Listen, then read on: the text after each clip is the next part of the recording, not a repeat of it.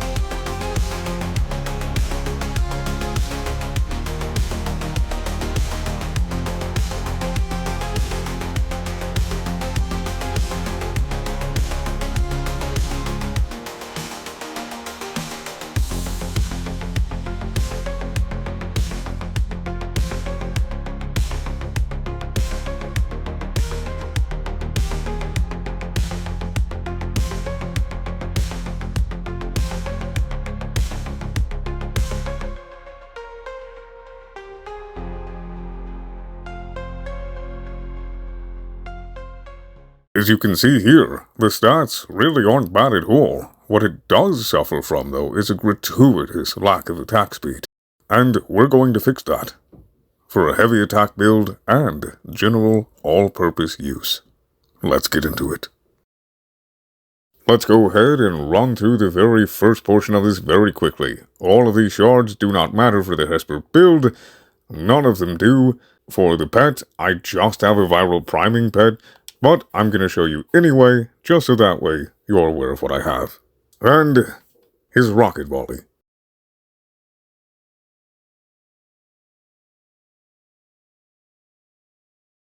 What does matter, though, are the Warframe Arcanes.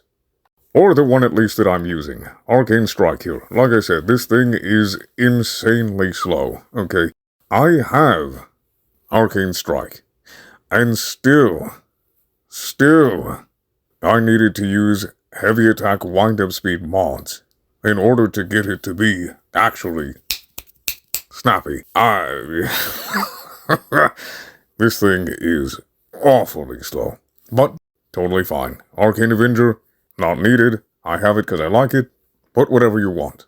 Now for the actual build itself. This is not a new player-friendly build, but then again, neither is a Hespar, because you have to at least make it all the way to the Zeramin and then farm it, which I wouldn't recommend for sanity purposes. Just go ahead and buy it. It is a bit expensive, though. But you can farm it in the Zeramin, the Hespar. This is the build. This is the Hurdy Pow Pow build. This is the way to go. And the reason we're running Gladiator Might is for obviously the extra crit damage, but also for the bonus 120% crit chance, because we're staying at 11-12 times combo all the time. Now, for those of you who don't know what melee Crescendo does, it basically allows you to, after a whole bunch of finisher kills, always have max combo all the time until you respawn or the mission ends. But you do have to get those finisher attacks. And the way that you do that easily in normal gameplay, because most Steel Path enemies are not mercy killable, what you do is you get some kind of grouping tool that just sucks all the enemies in an area into a dog pile, and you just keep doing those finisher moves until you're at 12 times combo. Easiest way to test after you do 1 or 2 dog piles of that is go off to the side, do a heavy attack without Tennokai, and if it goes down to 11 and then immediately back up to 12, you got it. But the way we're able to do that is with these two mods right here. Heavy attack efficiency plus 50% and plus 40% with focus energy. Bring it up to 90. In addition to that, it makes it a little bit easier to get up to the max 12 times combo with Galvanized Reflex because of its additional perk. Plus 20 initial combo for 20 seconds stacks up to 4 times. That is helpful. It is nice. It is nice. But the reason we're running that and Melee Crescendo is for one simple reason. For those of you who don't know how it works, it's not the way we all want it to be, even though it really should be. What I mean by keeps you at 12 times combo through the whole game is not you can do a non-Tennokai heavy attack and it just stay at 12 forever. What it does is if you whiff your Tennokai or you do a heavy attack without initiating a Tennokai, it goes all the way down to 1, and then it goes back up to 12, and it doesn't do it quickly. It is almost exactly like this. 1, 2, 3, 4, all the way back up to 12. And when seconds matter, it just takes a minute.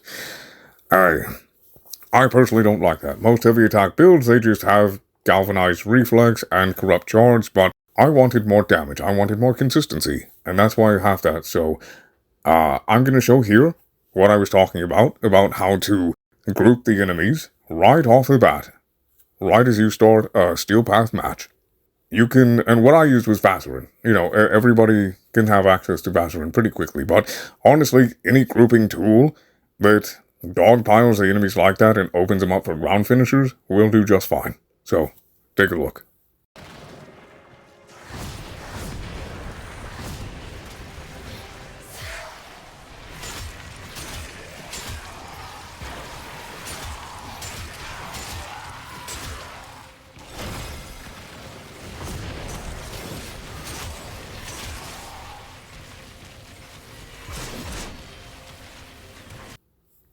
And that's all you have to do. That's all you have to do. You do that like with 1 or 2 dog piles and you are good until you get downed. So like I said, Vazerin's the easiest to do it with the second ability, which I call Suckies. And there you go. And what this will do, because you are at 90% heavy attack efficiency, is it will only allow melee Crescendo to go from 12 to 11. And it goes back to 12 with that same speed. So, heavy attack at 12, 11, 12, 11, 12. Like that. And you are ready. You are ready to hit people with maximum damage. And because we're going to stay at 12 times combo all the time, I have Blood Rush. So we are having a near constant 480 crit chance. With Gladiator Might, in addition to the critical damage, we're also going to have 120 crit chance. On top of Blood Rush, which is very, very nice. Amalgamorgan Shatter for the heavy attack wind-up speed, killing blow for the same, and more damage to heavies. Galvanized Steel to help out even more with the crit damage, and an extra 110% crit chance, Conditioned Overload for obvious reasons, just a bunch of extra damage, and there you go. If you are going to be trying to use this heavy attack build and use light attacks, replace Gladiator Might with Prime Fury and keep Arcane Strike on. Otherwise, it's going to feel terrible with light attacks. But like I said, if you have a attack speed buffing frame, Wisp, Volt, Valkyr, whoever, then you can just run it as is, as you see on screen, and just have a great time. And it feels so good. That's why I have Dreamer's Wrath, because I like to have light attacks as well. You know, variety is the spice of life after all. You know, Dreamer's Wrath in addition also boosts your crit damage by an extra 32%, because why not? Now, I also do have a melee influence build here, so you can just take a look at that. You know, if you want it blast, go ahead and replace Virulent Scourge with Vicious Frost, and there you go. But, you know, melee influence build, as you can see, you know, Prime Fury, got that there. Feels good. Feels good, I like it. And it chops through a lot of people. I actually personally prefer the Deathtop build, as I named it, because, man, one-shotting Acolytes, Demolists, with like a full 4 stack of people, meaning that they have the maximum damage reduction and defenses they can have with a full party, and I nearly one-shotted it with only 1 of its 3 hits on the heavy attack, is insane.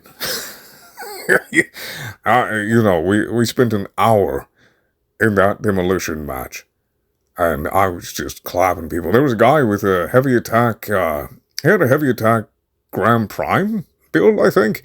We were just having a ball. It was very, very fun. But nothing too special with the Gas Passer build, because it's just gas melee influence. And this one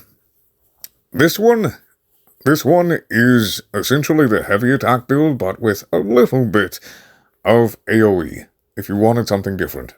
Again, not incredibly special, but, you know, to give you a little bit of AoE with the electricity from focus energy, and a bit of blast, which, again, you can switch to gas, either or. It's very easy to switch from blast to gas. But yeah, just have fun with it, guys. And to be honest, I kind of want to copy and paste this onto the hate and on to the cost assist and see if they also perform about as good. Because, like I said, man, this makes the Hesper feel as badass as it looks. So, I hope you guys enjoyed the video. I hope this has helped you to enjoy the Hesper so much more, and I hope you guys have a good day, a good night, and may RNG be in our favor.